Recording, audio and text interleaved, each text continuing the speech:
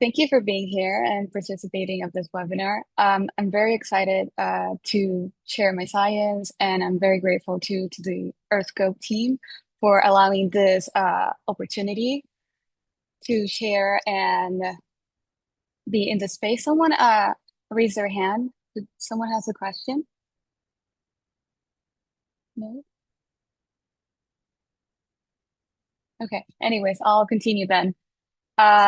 So although I'm right now a postdoc at the Ohio State University, involved with also with CRESCENT, I will be presenting the last chapter of my thesis dissertation at the University of Oregon with the work that I did with my previous advisor, Diego Melgar.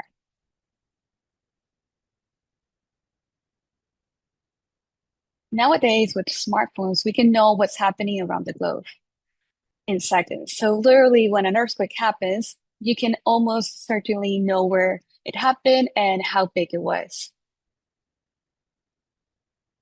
So for me, what is more important than knowing when is the big one is understanding or asking myself, what can we learn from this earthquake? Because it's not only about when it's the big one, maybe in 13 years, we don't know exactly. So for me, it's more important to know about those smaller events that are more frequent. So it's not only about the when, but also about the where, location, and timing. An earthquake in the middle of nowhere will not have the same impact as an earthquake near the coast where people live and a tsunami is real and people need to evacuate. And how the rupture evolved is also important because does it move in one direction? Is it moving fast or slow? Where is the slip accumulating, etc.? Because all of these things are going to affect the impact of the earthquake, the intensity of the ground shaking, and the seismic hazards related to the earthquake. So, what can we learn from this earthquake is the starting point when we model an event and the reason why I'm doing all of this presentation. And it aims at answering the following questions. Other than where and what magnitude, what faults were involved, a new fault or system has been revealed, what was the impact of the ground shaking, was there a tsunami, and stuff like that. Also, what can this event tell us about future events in the same region? And in a more general impact is extending our knowledge gap, a smaller event when it's useful for future seismic and assessment that I think are worth pursuing.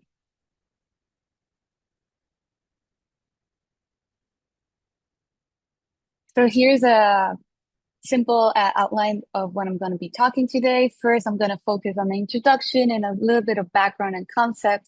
So hopefully they will guide you as I use them in the second part of the presentation, which is the reason why we're here to talk about earthquake source scaling at the Subfault scale. Whoa, that was a lot of words. Sorry for that. But anyways, this is a manuscript in preparation. So a lot of the things that you will be seeing is work in progress that is soon to be submitted. So first, let's talk about how we characterize earthquakes. So the most common assumption we make to represent earthquake is a point source model light, where we think that earthquakes are born in the surface. But this is like a simple representation of earthquake that works for many applications in seismology, such as computed magnitude, moment tensor, and locating events. But earthquakes are not points. In reality, faults rupture tens and hundreds of kilometers. So here the figure is showing a compilation of earthquake data that shows the magnitude of the event against its rupture length. What we can take away from this plot is that magnitude increases, the rupture length increases as well, generally speaking.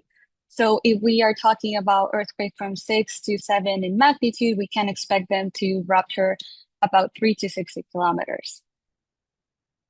So instead of thinking of a single point, an earthquake is actually a rupture that unfolds across the fault plane.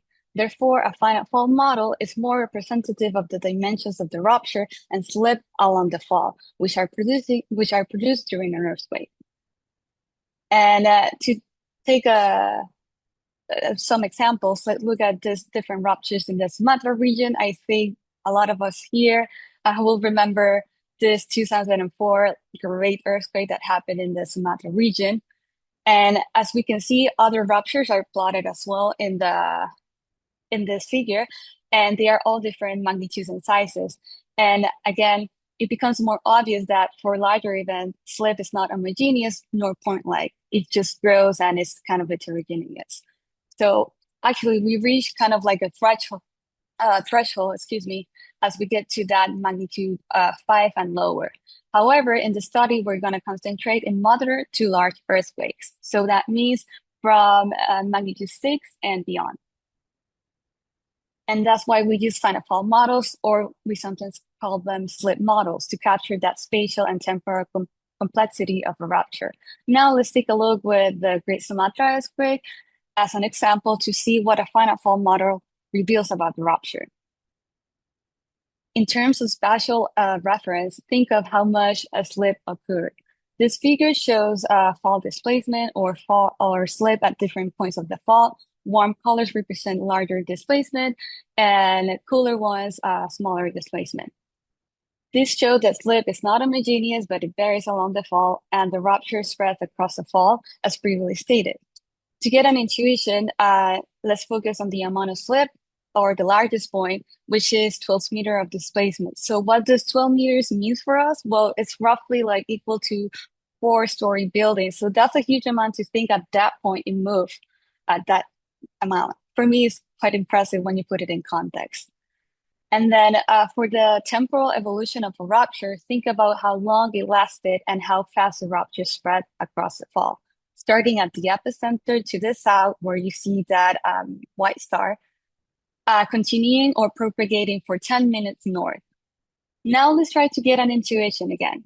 Many of you remember the rule during COVID a few years ago: wash your hands for at least 20 seconds, equivalent to singing happy birthday twice at the normal rate. So by a minute, it will be 6 times that you're singing the same thing.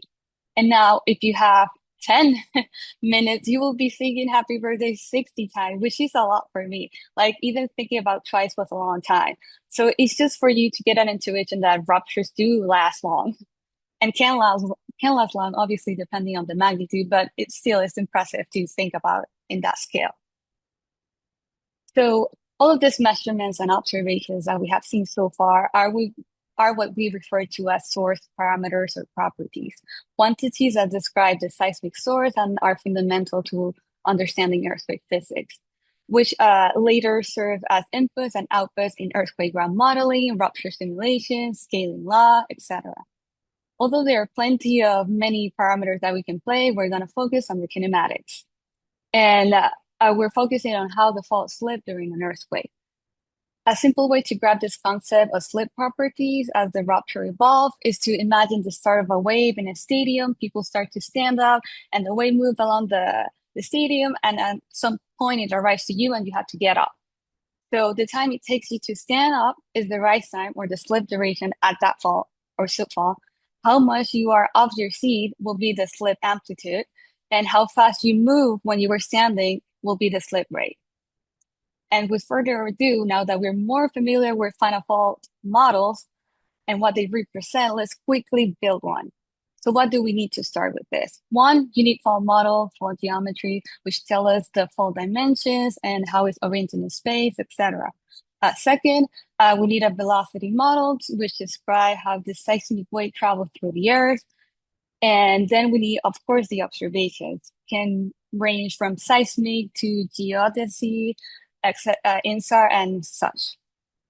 And this will constitute our input file for the inversion. And then we run the Finite-Fault inversion. We start by discretizing the fault model into smaller patches that we call subfaults, and then we calculate the green functions to obtain the impulse response for each station subfault pair, thus relating the ground motion at a site to sleep on each subfault. The inversion sort of takes the slip on each patch and then model the ground motion that best matches what was actually recorded. So it's kind of like a game, and there's many methods that you can use. But that's how we go from waveforms to the fault model that we see with colors. So without further ado, I'm going to move on to earthquake source scaling at subfault scales, which is the work that I did in Oregon with my advisor, Diego Melgar, as I mentioned earlier. And the target here is to better understand earthquake sources. First, Finite-Fault models provide a means of extracting information about earthquake source properties. And for decades, it's still a relevant topic for seismologists to relate source parameters to event size. Why? Well, to some extent, it aims at assessing the predictability of rupture behavior. You have this, you get that. However, it's difficult to extract general behaviors when you are using different methodologies and data sets. So things can get messy if you're trying to generalize. For this case, that's why we're using the NEIC Finite-Fault Model Database, which is the USGS National Earthquake Information Center. That's what it stands for. And we're going to see this map in a few slides, but the stars represents the largest event recorded in that database, or the largest four. Here is the whole set through time, so you can get a magnitude series. So it dates back to the 90s. And is produced using a consistent methodology, which what we are looking for to systematically analyze the earthquake and establish general behaviors, such as rise time and slip rate, etc. As the number of finite fault models continue to grow, now we're talking about 264 events. So that's a nice size of events to play with. And we are building upon the previous work done by Melgar and Hayes in 2017. You can see that the yellow dot corresponds to that study. And what we added are those red-orange color. The ones that you kind of see a diamond inside it means that they are joint inversions. They not only include teleseismic, but also other type of data sets. Historically, the NEIC have used this teleseismic data only to produce their finite fault models. So that means that previously there was a cutoff at 7 because that was the resolution that you can get. So if you had events that happen greater or equal to 7, you will most likely get a finite fault product. And then around 2021, NEIC started to include regional data by an upgrade of the code. And now when there's strong motion, GNSS, and INSAR observations available, they are implemented in the finite fault product. And that's how we can get to the lower magnitudes or to lower than 7. And some events are also revisited when they are important, such as the Sumatra one, which is the first star that you see at the 9. So we use scaling laws to provide a framework for describing generalized rupture behaviors. Although we see variation from rupture to rupture, it links observations to the underlying dynamics and predictive power. And self-similarity is a common framework used in seismology, meaning that rupture properties like slip, duration, and fault area grow in proportion to the earthquake size.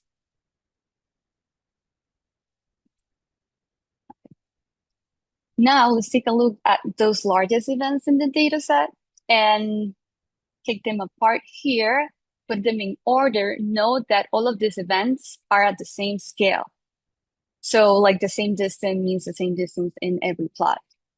And let's focus on the 9s because the difference is striking between two earthquakes that are of similar size. To add some content, the length of the Sumatra is about the length of the San Andreas fault. So that's a very long rupture versus you see the Tohoku one and it's just like not even the half or even the half size. So how is this possible? Well, to accommodate all of this energy release and slip that happen, the difference is in the amount of slip. We end up with a long rupture and smaller slip, which is the Sumatra rupture versus a more compact rupture with larger fault displacement that is the Tohoku. And for this study, we took all of those little subfaults that make up the different slip model for each earthquake event, and then we plotted them in this scatter plot. The first one, or the top image, shows the rise time versus slip, and then the bottom one shows the slip rate versus slip. And then we color them by magnitude. Instead of taking the mean value of the properties per event, we plot all of the subfaults in the data set. So here, a popular assumption when you're talking about these local behaviors is that local rise time is proportional to the square root of slip, scaled by a constant as expressed in this slide. So this is especially very common for kinematic and semi-stochastic modeling. And the expectation is that larger slip patches are expected to exhibit longer rise times. What we actually observe in this plot is that one, rise time doesn't show evidence of correlation with slip, and second, slip rate increases strongly with slip. So maybe these plots are not super informative, but the expected rise time slip correlation is notably absent here.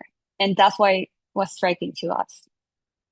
So to illustrate how this kinematic source property vary with slip across magnitude, we try to map the scatter plots to the box plots by first grouping the data set by slip, which is the first bins that you see below the figures. And then we group them by magnitude. So that's the color that you see in the box plots. So let's take a look at the rise times alone. Rise time distribution varies slightly with slip when comparing across bin to the same magnitude. So if we focus on a specific pin, we can draw an horizontal line. And when you look at that mean, it kind of looks the same. When you add the color is when you get the relationship. So it's hard to see, and we spend so much time looking at this plot. So you can ask me later if you don't get it. But the trick is to look first at the slip bins and then color it by the magnitude, okay?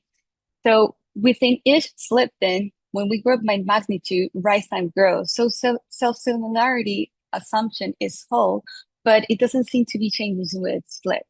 And when we take both source properties, and here's the part where I'm gonna give you like a nutshell or a summary, and instead of like driving you crazy with all of this scatter plots and points in space, what we see at a subfault scale, it seems that larger slip are accommodated by higher slip rate rather than longer rise times. If it's not when you color them by magnitude that we can see a relationship. So the local variations does matter when modeling earthquakes, as I'm gonna try to show you next. Just keep in mind this relationship, that higher slip rate moving faster, longer slip rate, wider pulses. And bear with me.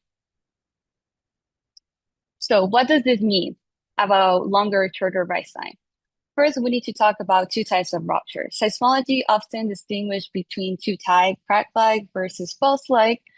This model describes how slip evolve on the fault as rupture progresses. In a crack-like rupture, a single rupture front propagates along the fault until the earthquake terminates. In contrast, a pulse-like rupture behaves as a self-healing pulse.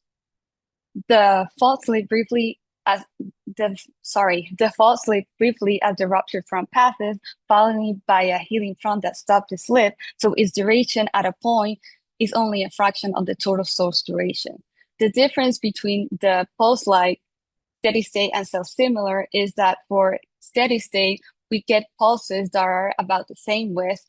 And when it's a self-similar pulse-like rupture, we get pulses that grow as the earthquake progresses. And here I'm showing the little rise time cartoon so you get an idea what I'm talking about. So in a nutshell, crack-like is just grows as the earthquake grows. And then the pulse-like rupture is just like a ripple.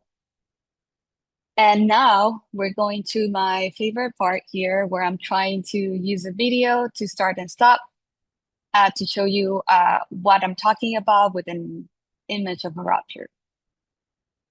So first, I have 5 panels. I just let it run so you can see it quickly, and now I'm gonna explain what I'm showing. So to illustrate our observations from the scatter plot, we simulated the same rupture on the 2 rise assumptions. Case 1 includes a prescribed correlation between rise time and slip, where case 2 assumes no dependence of rise time on slip. So the first 2 panels show slip rate and slip for case 1, where there is a prescribed correlation. And the next 2 panels show the same quantities for case 2 when you don't have that prescribed correlation. And the last panel shows the slip rate differences between them. Blue indicates area where case 2 produces higher slip, and red indicates areas where case 1 produces higher slip rates. So, gonna play it again and tell you to focus on those dark circles that I'm trying for you to see as the rupture evolves. Try to look at the width of the pulse and focus on the area of high slip where are those striking warm colors. So the rupture happens, the pulses begin, and focus here on the ring is showing you the same ring at the same location for every rupture. And if you see the first two panels, again, it's the case 1. The second two panels are the case 2. You can see in the first one that the pulse width kind of increases as it passes through this high slip patch area, while on the second case, it kind of sort of stays the same. So I'm gonna run it again so you can see what I'm speaking of. Okay, so here is starting the high slip patches, and then try to look at the pulse and see how it changes for each case. And you will notice it's slightly different, but we'll talk about what are the implications. So as it passes through the ring, you can see for the first case that the width of the pool kind of like scales with the slip patch high area.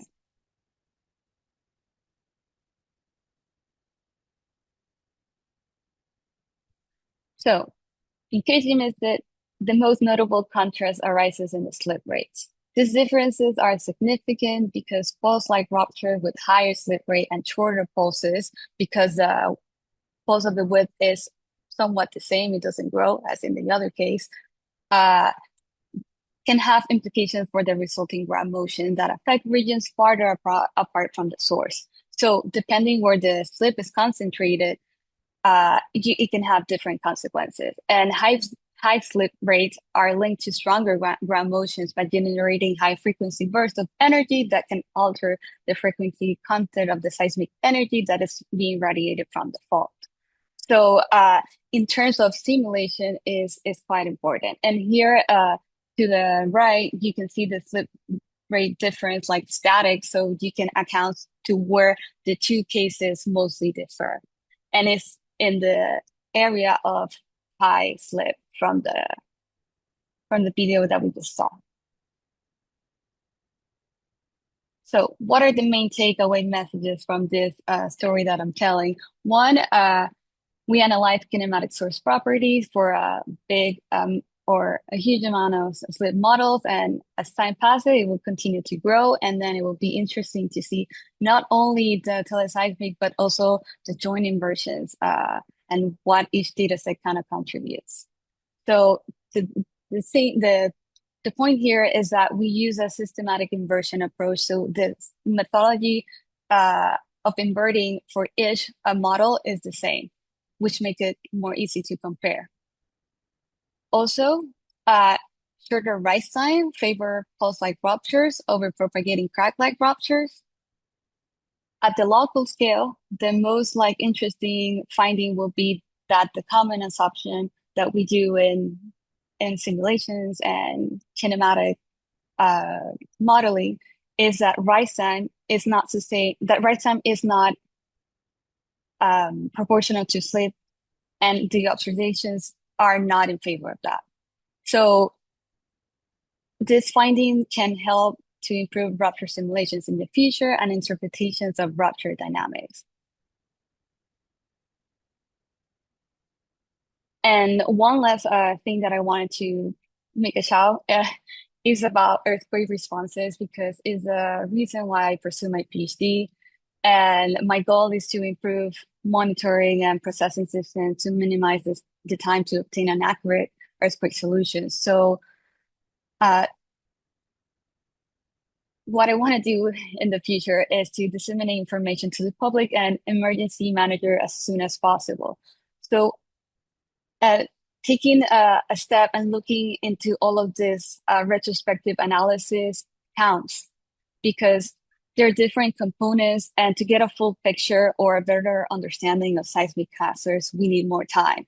Therefore, the work that we do now and we value on the long term and short term. So we can do better and prepare by simulating possible ruptures scenarios and see where we need to improve.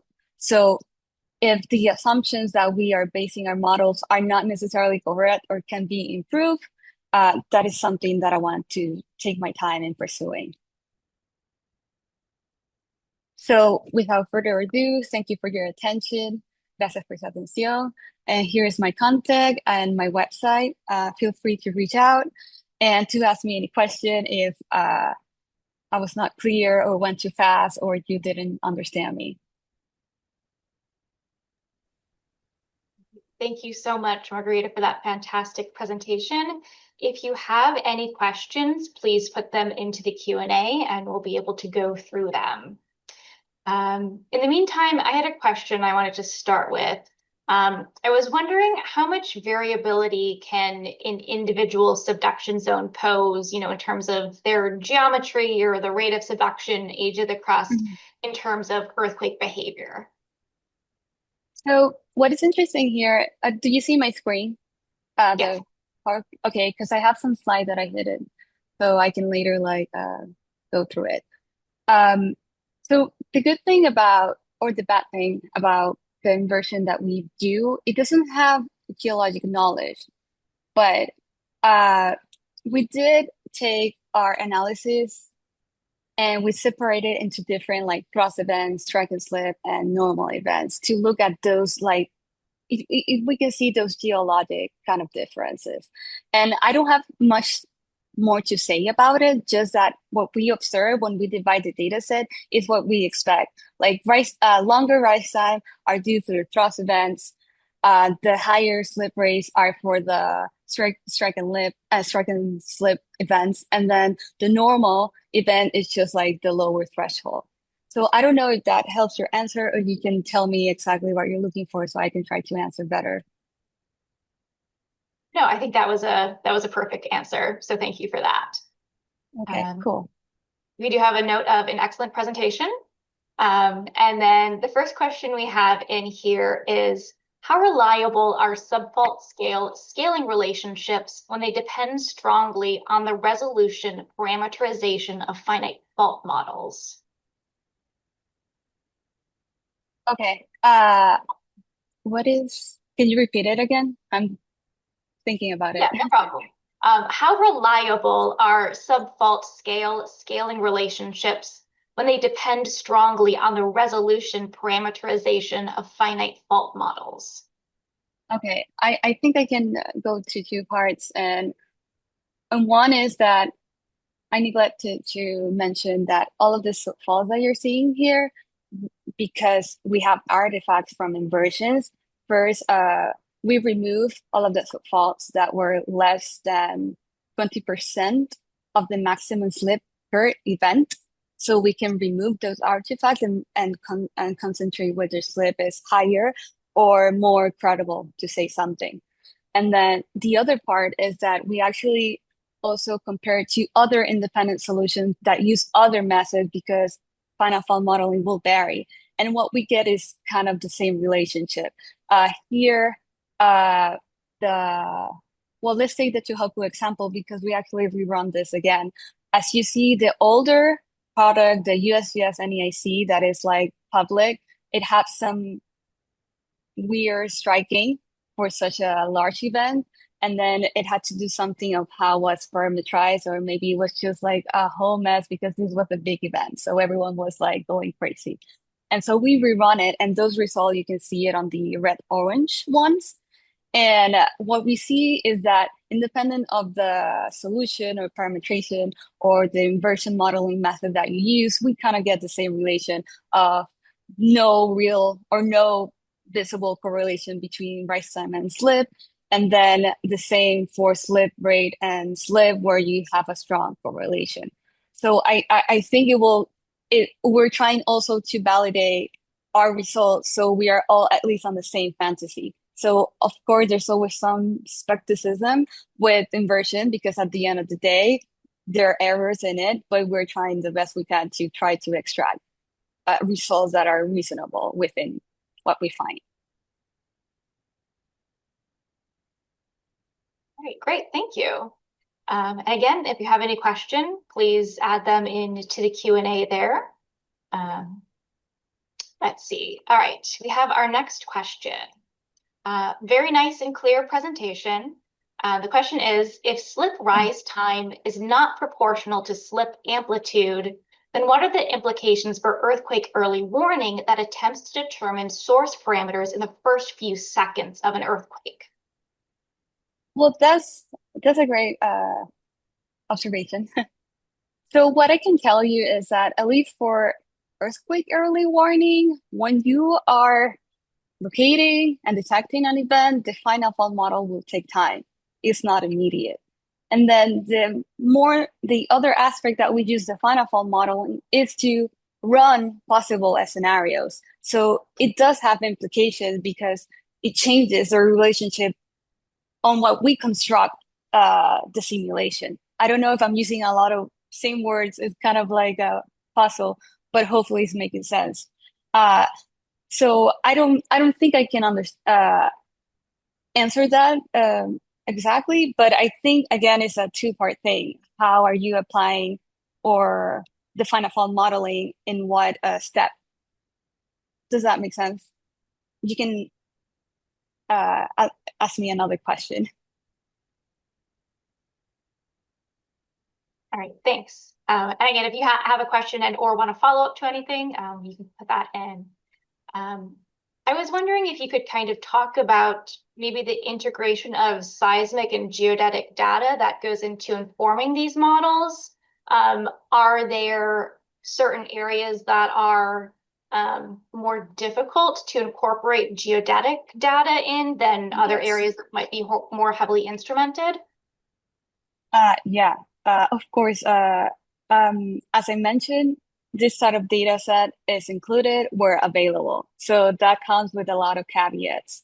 And for example, when you're including INSAR, there's some threshold that must be met. Like you cannot be so many far kilometers away from the coast. And for GNSS, if there's no GNSS or access is closed, well, then you cannot include it. So it will depend greatly on the data availability. And then I'm kind of reserved on saying what are actually the things or contribution of geodetic data, because as for now, on all of these 264 events, we only have 20 joint inversions. So when you plot, it's really difficult to tell. But what I can like show you a preview is that I took from Goldberg et al. 2022 paper because Dara, she did a comparison of teleseismic versus joint inversions, and the teleseismic are the blue ones, and the joint inversion solutions are the red or red-orange one. And as you can see, like the difference is not quite striking, only on the rise time. And what is interesting is that it's not it can add some resolution, but it's like kind of like moderate. So I guess this will be more obvious as we get more events. As you can see, when you go lower in magnitude, you can get more complexity because you have stations that are closer to the fault if you're lucky enough, or if they're like on land, because most of these inversions that are done with a threshold lower than 7 is because either you have a great coverage or you're closer to the source. So it's interesting, especially in the rise time, when you see in the 7.2 and then in the 6, you kind of see like the shape of the distribution is quite different for both solutions. So I think this will be interesting, like in a few more years as we get more joint inversions in this NEIC database to compare with. Great, thanks. I think we're just still looking at the last screen of your presentation slide. I don't know if you can Oh break up no. or go back to what you were just talking about. So, okay, what are you seeing right now? Just the last slide of the presentation, the thanks and contact. Okay, this is not great. I had been talking about Oh. things that I think you were saying. Okay, hold on a second. Let me see if I can. So you see my presentation. Yes. Okay, this is not great. Hold on a second, and do you see it? No, another slide. Still just the last slide. Okay, Um, if you want, you can stop share and try and reshare to get that up. okay. Well, sorry to the public. I thought you were seeing what I was seeing.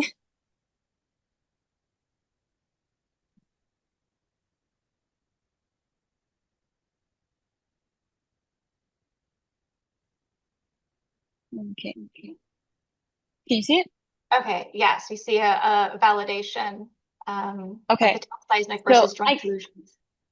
okay. So quickly, this is I don't know if you saw this, the independent solution versus the NEIC solutions. This is Yeah. where I was explaining that the relationship is kind of stays the same, independent of the inversion method that you use. And here is the seismic versus joint solutions from the same inversion method. And it's hard to see exactly what is the joint solution adding to it.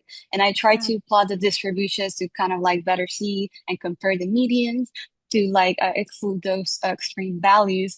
And what you get is like similar shape. Can you see my mouse moving? Yes.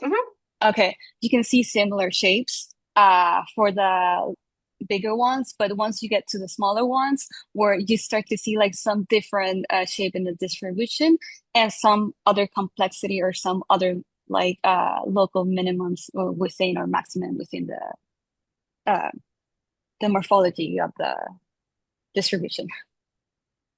And what is interesting also is that I think this also has to do with like some of these events are on land, and then you have stations that are closer to the source compared to these other two that are larger events in subduction. So there's like a lot of insight that we can extract from this, and probably it will get more interesting as the database like grows, because although we have many events, as you can see here, but Mm-hmm. of this 264 events, only 20 are actually joint solutions.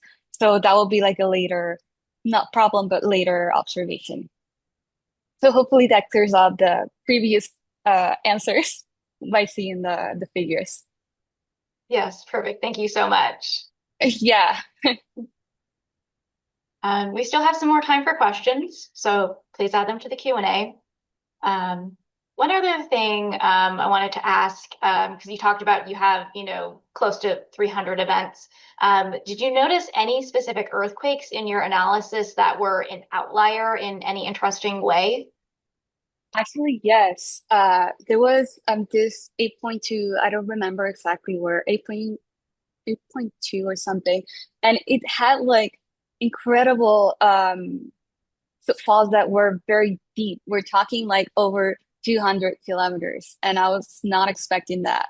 So, yeah, I'm still like exploring other plots where I change like depth variation, because rise time also depends on where the subfault is located. Like the subfaults that are shallower tend to elongate the rise time, and we kind of observe that. And the deeper ones also have like different behaviors. So that's another plot that I'm working that I didn't show because it's more like it's not like ready to show to the world. But yeah, that some events like that were striking and interesting to go back into the whole database and look specifically. That's the latest one that I remember. Of course, there's many events that might be surprising, but that was the last encounter that I had. Like that's very deep. Yeah. All right, thanks. Yeah, I think this work is really interesting because, with a lot of earthquake research, like you mentioned in the slide, there's a lot that kind of happens in the initial seconds or minutes, but this kind of work that's in, the months to years after, that's providing these kind of, crucial foundations in terms of our understanding of these mechanisms is really interesting. Yeah, I'm very excited like to part two of this, and I don't know what else can we do once we finish this project, honestly. Source scaling is always something very interesting to everyone because it's the only thing that we get closer to forecasting, to say something. right. It looks like we don't have any more questions coming in. We can give it one last final call. But otherwise, I guess we can wrap up there for today. So thank you so much to Margarita. Thank you for everyone for joining. We hope to see, oh, we have one before I get to the final tagline. We do have one other question come in. Perfect, last minute. But thank you for your presentation. How reliable do you think the finite fault models are in terms of the fault geometry? For instance, is it more reliable through going shallow faults? Well, this is a good question because we're still working on 1D and mostly based on slab. And then how the inversion code work is that you have to define it. So you have to put a strike, slip, and dip. Strike, dip, and rake is the parameters of the fault. So yeah, that part is always brings a lot of questions. And what I can say is that at least there's a human who is overseeing these projects, and when events are really important, then get things get improved. But like this is more of like for me more of like technical details. Like I know there's a lot of things that can be improved, but what I'm concentrated here is in something that is measured or done in the same way, so I can compare through a lot of events. So hopefully that helps. It's not a complete answer, but it's what I can share right now.